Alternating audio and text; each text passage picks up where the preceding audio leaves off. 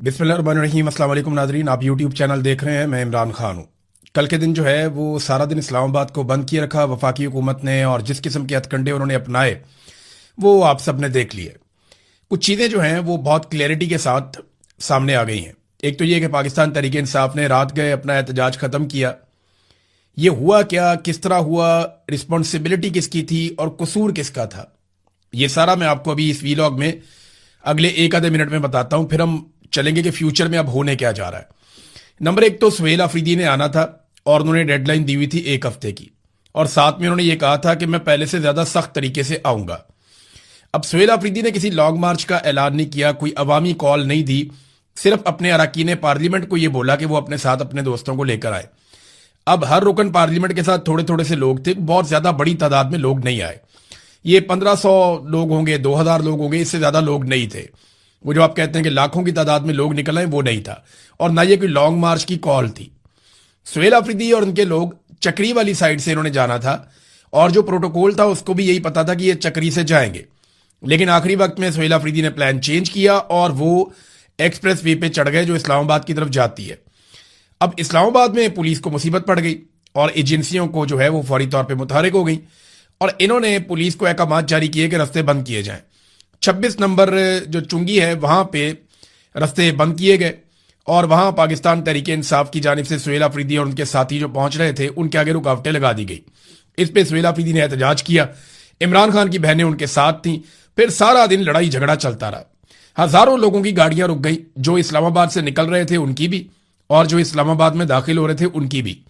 फिर काफी देर के बाद जो है वो एक तरफ का आधा रास्ता खोला गया, फिर थोड़ा सा और रास्ता खोला गया, फिर बाद में पूरा रास्ता खोला गया। लेकिन इस बीच में बहुत सारे कारकुनों को गिरफ्तार किया गया और बड़ी बदमजगी बार बार होती रही, धक्कम पेल भी होती रही।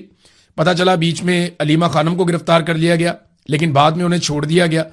हालांकि अलीमा खानम कई मरतबा कह चुकी हैं कि मुझे गिरफ्तार कर लो अगर करना है तो, लेकिन अलीमा खानम को यह निज़ाम एक स्ट्रेटजी के तहत गिरफ्तार नहीं करता, क्योंकि इससे और बहुत बड़ा इंपैक्ट आएगा। अभी ये उतना बोझ उठाना नहीं चाहते।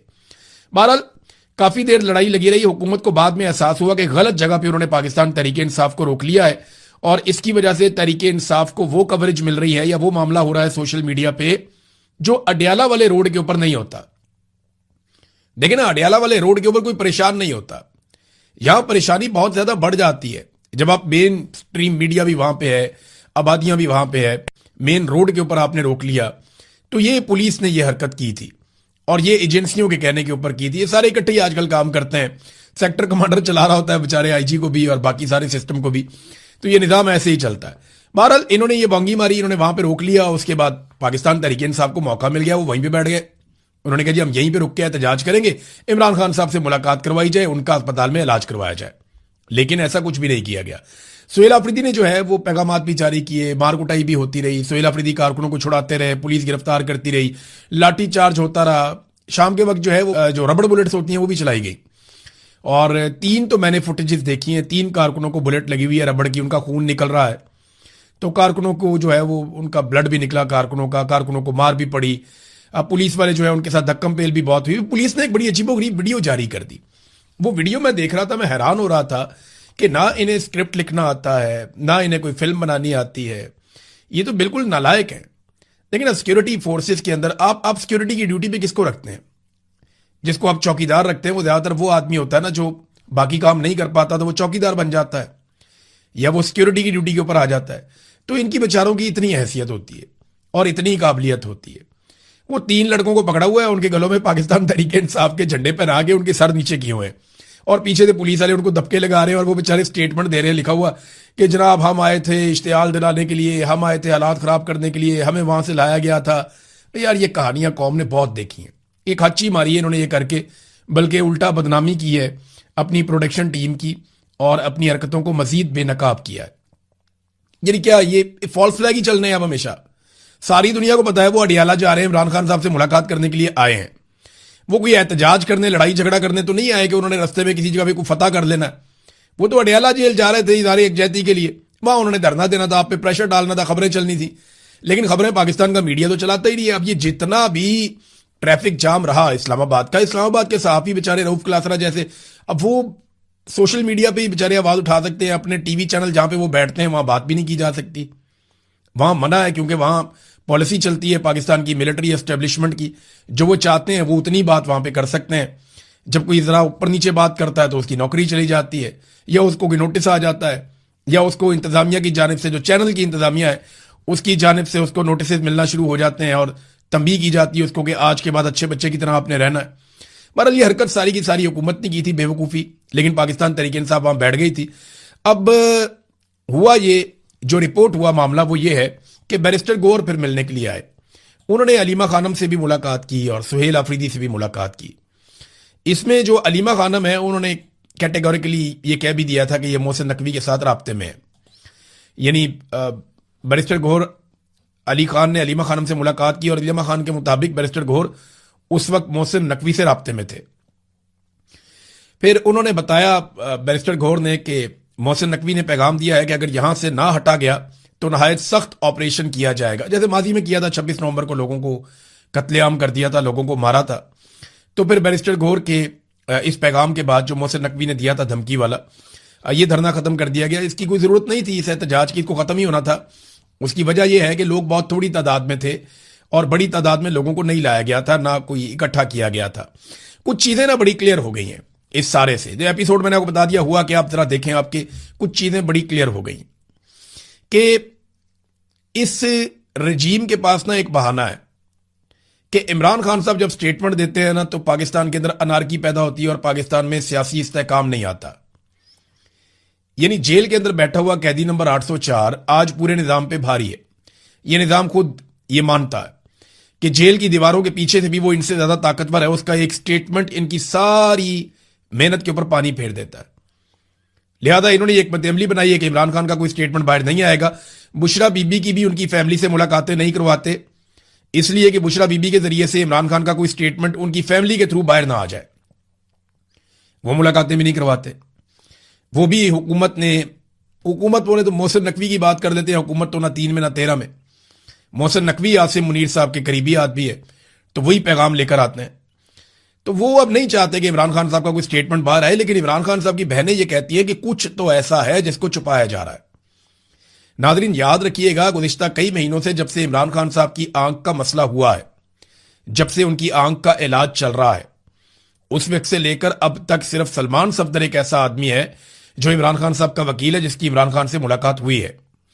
और एक आदमी के स्टेटमेंट के ऊपर आप भरोसा नहीं कर सकते। सलमान सफदर को मैं कोई ऐसे नहीं कह रहा कि वो काबिल भरोसा नहीं है, वो बड़े जबरदस्त आदमी है, बड़े शानदार वकील हैं। लेकिन मामला यह है कि वो सिस्टम के साथ रहकर काम करते रहे और वो सिस्टम से बाहर जाकर कोई इनकलाबी नौयत की शख्सियत नहीं है। वो तो एक वकील है, बेचारा कानून की बात करेंगे, इंसाफ की बात करेंगे, आइन की बात करेंगे। और इमरान खान साहब से अगर उनकी मुलाकात करवाई जाए और बाद में उन पर दबाव हो कि फलानी चीज आपने नहीं बतानी, तो बहुत मुमकिन है कि अगली मुलाकात हो जाए इसके लिए वो फलानी चीज ना बताएं और वो ये समझते हो कि इमरान खान साहब की इसमें बेहतरी है। लेकिन मामला यह है कि उनकी फैमिली को नहीं मिलवाया जा रहा, या किसी ऐसी शख्सियत की इमरान खान से मुलाकात नहीं करवाई जा रही जो बाहर आकर हकायक कौम के सामने रख सके। इमरान खान की बहनें कह रही हैं कि कुछ ना कुछ तो ऐसा जरूर है जिसे छुपाया जा रहा है। हमारी कई महीनों से, लगभग अब 5-6 महीने हो गए, इमरान खान साहब से कोई मुलाकात नहीं करवाई जा रही। कोई भी उन्हें नहीं मिला, उनके जाती डॉक्टरों को भी मिलने नहीं दिया जा रहा। तो ऐसा क्या है जिसे छुपाया जा रहा है? अब यह चीज तो क्लियर हो गई कि हुकूमत इमरान खान से मुलाकात नहीं होने देगी। यह चीज भी क्लियर होगी कि इस हुकूमत के अंदर इंसानियत या कोई चीज ऐसी आप समझ रहे हो कि कोई जाग गई है, कोई जमहूरियत है, कोई इंसानियत है, तो ऐसा कुछ नहीं है। और यह चीज भी सुहेल आफरीदी को अब क्लियर हो जानी चाहिए कि यह घी सीधी उंगली से नहीं निकलेगा।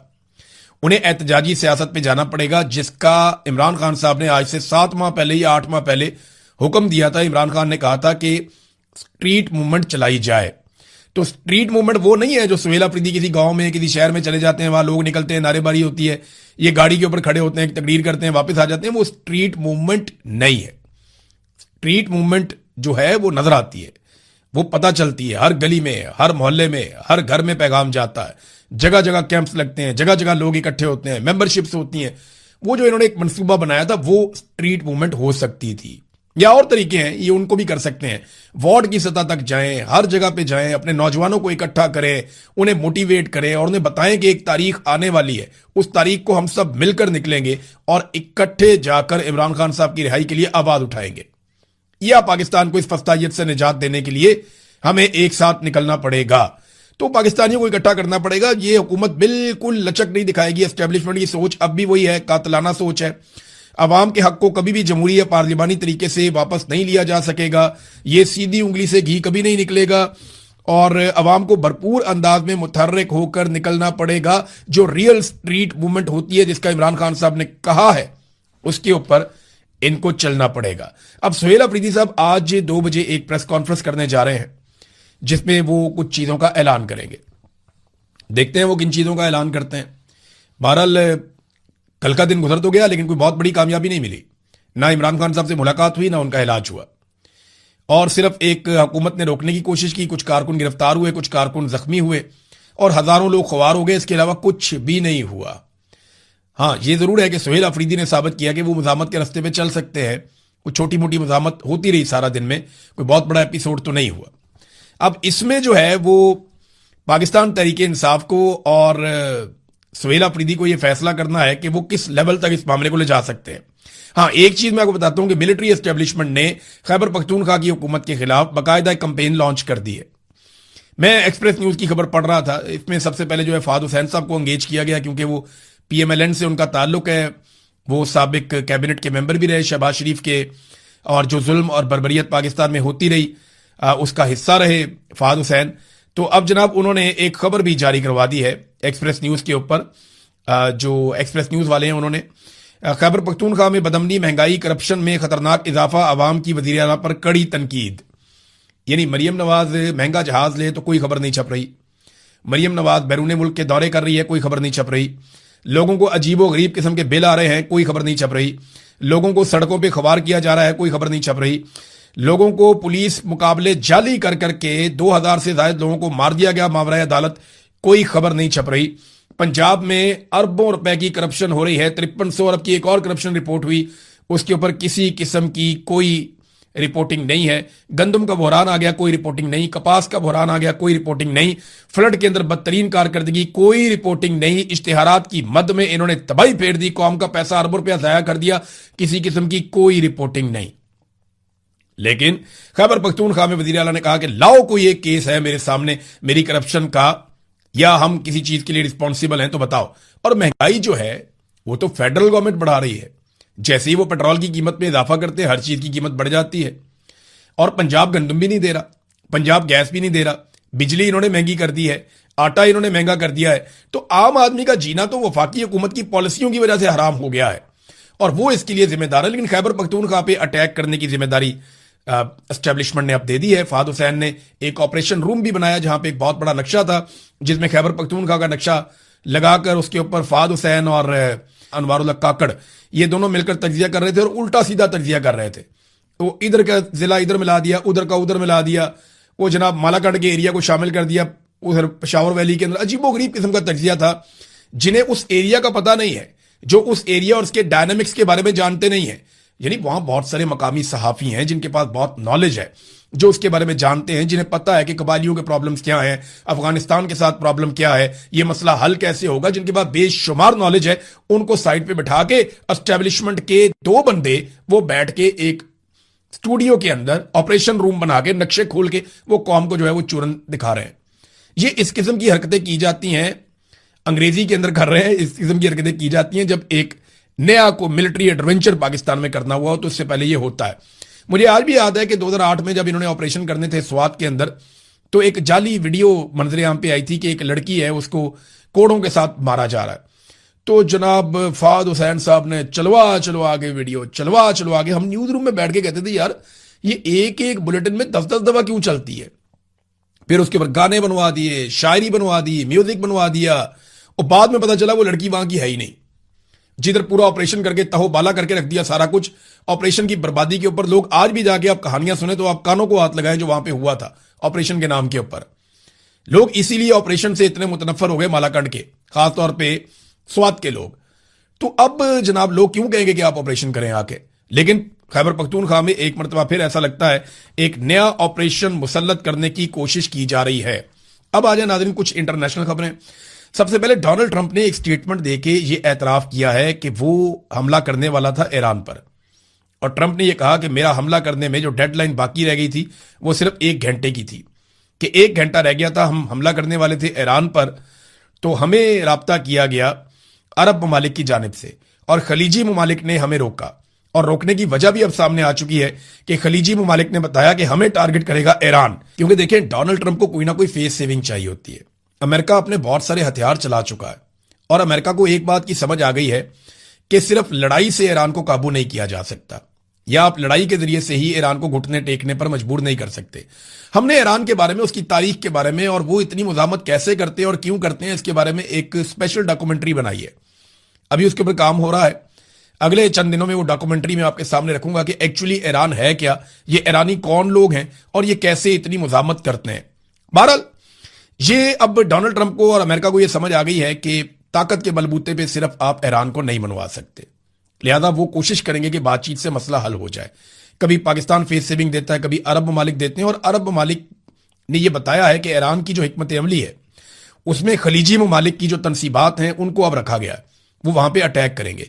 ये बात रूस ने भी बताई है और ये खतरे से आगाह किया था रूस ने तमाम ममालिक को कि जनाब इस मरतबा अगर आप जंग करेंगे तो ईरान जिस तरह का जवाब देगा उससे पूरा खित्ता लपेट में आ जाएगा। अच्छा नाज़रीन, अब एक और मसला भी है। वो मसला ये है कि सऊदी अरब और यूएई के ऊपर ड्रोन हमले हो रहे हैं, लगातार हो रहे हैं।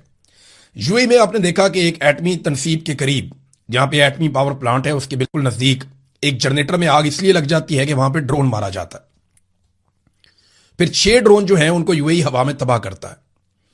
सऊदी अरब क्लेम करता है कि 3 से 4 ड्रोन उन्होंने भी हवा में रोके हैं और उनको हवा में तबाह किया है। लेकिन अब यूएई ने एक बड़ा खौफनाक स्टेटमेंट दिया है और उन्होंने ये बताया कि ये जो ड्रोन्स हमारे ऊपर आ रहे हैं ये ड्रोन इराक से आए थे। यूएई ने कहा कि ब्राका न्यूक्लियर पावर प्लांट को निशाना बनाने वाले ड्रोन्स इराक से आए थे। अब इराक से ये ड्रोन आ रहे हैं तो फिर ईरान ने तो नहीं मारे ना, और ईरान ने यह दावा भी किया है। ईरान ने बाकायदा यह स्टेटमेंट दिया है कि सऊदी अरब या यूएई के ऊपर जो ड्रोन्स जा रहे हैं उनका ईरान के साथ कोई ताल्लुक नहीं है। ईरान इस वक्त मुकम्मल तौर पे सीज फायर किए हुए है। ये ड्रोन कौन चला रहा है, ये फॉल्स फ्लैग ऑपरेशन हो रहा है और कोशिश की जा रही है कि खलीजी ममालिक में कोई ऐसा नुकसान हो जाए जिससे ईरान और खलीजी ममालिक के बीच में जंग भड़क उठे। और याद रखिएगा, ऐसा कोई फॉल्स फ्लैग पाकिस्तान के खिलाफ भी किया जा सकता है, या तो पाकिस्तान में या सऊदी अरब में जो पाकिस्तान के मिलिट्री एसेट्स हैं वहां पे कोई फॉल्स फ्लैग करके पाकिस्तान को इस लड़ाई में घसीटने की कोशिश की जा सकती है, क्योंकि पाकिस्तान एक ऐसा मुल्क है जो फौजी नुक्ता नजर से ऐसा ताकतवर है कि वो ईरान के साथ लंबा पंगा ले सकता है। बहरहाल अभी जो सिचुएशन है वो ये है कि इराक से आ रहे हैं ये ड्रोन्स, ये यूएई ने कहा। तो एक बात हमें समझनी पड़ेगी कि आज से कुछ अर्सा पहले एक चरवाहे ने ये खबर बाहर निकाली थी और जब उसने रिपोर्ट किया था तो इसकी कंफर्मेशन भी आ गई थी। अब दुनिया भर के अखबारात में ये चीजें छप चुकी हैं कि इराक में इराकी हुकूमत की नॉलेज से बाहर, यानी इराकी हुकूमत को नहीं पता था और वो इसका इल्म नहीं रखते थे, तो इराक में ईरानी बॉर्डर्स के करीब कुछ एरियाज हैं जहां इसराइल ने अपनी 2 फौजी तनसीबात कायम कर रखी थी, यानी 2 फौजी अड्डे बना रखे थे इसराइल ने बड़ी खामोशी के साथ, और अमेरिका उन 2 इसराइली फौजी अड्डों को प्रोटेक्ट कर रहा था। अब ये जो ड्रोन्स हैं ये आ रहे हैं इराक की जानिब से, तो ये शक किया जा सकता है कि इसराइल कोई फॉल्स फ्लैग ऑपरेशन करना चाहता है, क्योंकि वो एक ऐसा मुल्क है जो हर हालत में इस जंग को लंबा करना चाहेगा, क्योंकि नेतन्याहू को ये इलेक्शन में सूट नहीं कर रहा जो कुछ उसके साथ हो रहा है। नेतन्याहू को जेल भी जाना पड़ सकता है, उसके खिलाफ मुकदमात भी चल रहे हैं। तो बहुत बुरी सूरत हाल है इस वक्त नेतन्याहू की, और उसे बचाना मुश्किल होगा डोनाल्ड ट्रंप के लिए या अमेरिका के लिए। लिहाजा उसे जंग बढ़ती हुई चाहिए, जंग का खात्मा नहीं चाहिए।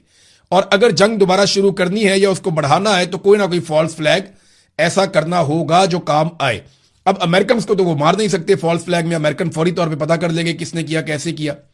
लेकिन अब यूएई और सऊदी अरब, उनको भी इंफॉर्मेशन मिल रही है चाइना से, रशिया से, हत्ता कि ईरान खुद कह रहा है कि ये हमने नहीं मारा, ये फॉल्स फ्लैग ऑपरेशन की तैयारी है। अब डोनाल्ड ट्रंप ने एक और बात की, उन्होंने कहा जी जुम्मा, हफ्ता और इतवार ये दिन है, ईरान के पास ज्यादा टाइम नहीं है, 2-3 दिन के अंदर अंदर वो फैसला करे, वरना फिर मुझे दोबारा से एक और झटका देना पड़ेगा, एक और हमला करना पड़ेगा। बड़ी खबर एक और ये है कि प्यूटन डोनाल्ड ट्रंप का दौरा खत्म करने के बाद, क्योंकि डोनाल्ड ट्रंप गए थे चाइना, चाइना का दौरा उन्होंने खत्म किया, वो वापस पहुंच गए अमेरिका में, अब प्यूटन पहुंच गए हैं चाइना में। देखिए ये बहुत क्रूशल टाइम है, बड़ा इंपॉर्टेंट टाइम है। इस वक्त ना अमेरिका के साथ कुछ प्रॉब्लम चल रहे हैं। अमेरिका की क्रेडिबिलिटी इफेक्ट हुई है दुनिया में, यानी यूरोपीय ममालिक अमेरिका से कुछ हद तक नाराज है। अमेरिका की धमकियां, अमेरिका की हिकमत अमली, उसकी पॉलिसियां, नेटो में जिस तरीके से वो अपने आप को बाहर निकाल रहा है, तो यूरोपीय ममालिक अमेरिका से खुश नहीं है। चाइना के लिए लचक का मुजाहरा किया जा रहा है। खलीजी ममालिक ये सोचने पर मजबूर हैं कि अमेरिका हमारे तहफ़्फ़ुज़ में नाकाम हो गया। इसी तरह जो इंडिया के साथ ताल्लुकात हैं, अमेरिका के डोनाल्ड ट्रंप के पे दर पे स्टेटमेंट्स के बाद वो भी कोई बहुत अच्छे नहीं हैं। तो चाइना और रशिया के पास ये एक मौका है कि वो दुनिया में जो फ्लेक्सिबिलिटी उनके लिए पैदा हुई है, वो इससे फायदा करते हुए कुछ अमन मुआहदे करें और यूरोप के साथ, खलीजी ममालिक के साथ अपने ताल्लुकात को एक नेक्स्ट लेवल पर लेकर जाएं। चाइना का एक बहुत बड़ा फोकस जो है वो लैटिन अमेरिका में भी है। अमेरिका के साथ साथ जो सारे ममालिक हैं दूसरे, उनके साथ भी चाइना के बड़े अच्छे ताल्लुकात हैं, रशिया के भी ताल्लुकात हैं। तो अमेरिका के लिए ये बड़ा चैलेंजिंग टाइम है और चीन और रशिया इस मामले को समझते हैं, क्योंकि देखिए जब डोनाल्ड ट्रंप ने चाइना का दौरा किया तो ये पहली मर्तबा ऐसा हुआ कि अमेरिकी सदर से ज्यादा बड़ी और कदावर शख्सियत प्रेसिडेंट शी लग रहे थे, यानी वो ज्यादा ताकतवर लग रहा था। उनकी बॉडी लैंग्वेज या जो एक तासुर जा रहा था दुनिया को कि ये वर्ल्ड लीडर इकट्ठे हुए हैं। पहले ऐसा होता था कि चाइना थोड़ा दबा दबा लगता था, लेकिन इस मर्तबा ऐसा लग रहा था कि इक्वली को दो बहुत बड़ी पावर्स आमने सामने खड़ी हुई हैं। तो बड़ा कद बड़ा है चाइना का, खासतौर पे दिफाई नुक्ता नजर से मईशत के मैदान में उन्होंने झंडे गाड़े हैं और इस वजह से वो अब डिफरेंटली ट्रीट हो रहे हैं पूरी दुनिया में। मेरे ख्याल में चाइना और रशिया इससे फायदा उठाना चाहेंगे। हम दुनिया को बदलते हुए देखेंगे, ऐसा लगता है अगले 10, 20, 25 साल में, और ये हमारे सामने सामने ही हो जाएगा। अब तक के लिए इतना ही। अपना ख्याल रखिएगा, अपने इस चैनल का भी। अल्लाह हाफिज।